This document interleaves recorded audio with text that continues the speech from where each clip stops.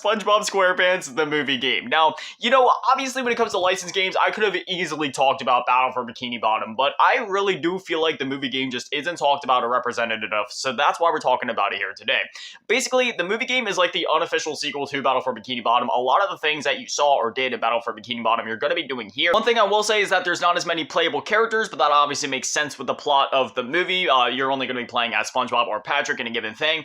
And one other thing I will note, well, actually, before we get to the negatives, let's just go over all the positives, okay? So again, you're going to be doing a lot of the stuff that you're going to be doing in Battle for Bikini Bottom, except this one, rather than being like a semi-open hub world type of thing, this is more of a linear game, more of a level-based thing. But, and this is one of the things that kind of ties into one of the negatives, you can kind of like go back and go to any of the levels at any point and take on certain challenges, sort of like you would in Battle for Bikini Bottom.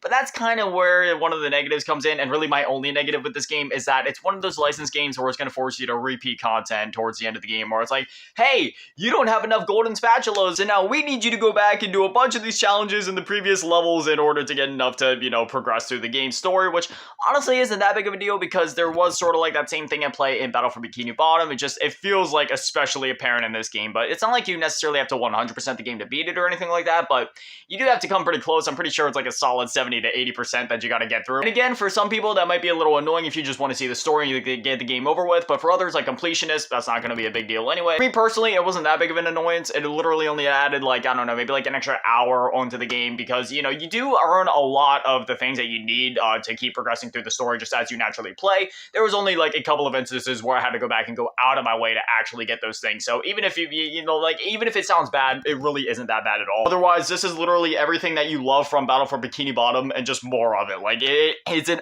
absolutely amazing game, and it's a shame that not as many people talk about this one because this really was like the unofficial sequel to Battle for Bikini Bottom before we got the Cosmic Shake. This is another one that's available on multiple platforms. So if you haven't tried it before, just if you have any of the platforms that it's available on, I can highly recommend it. It's so much fun.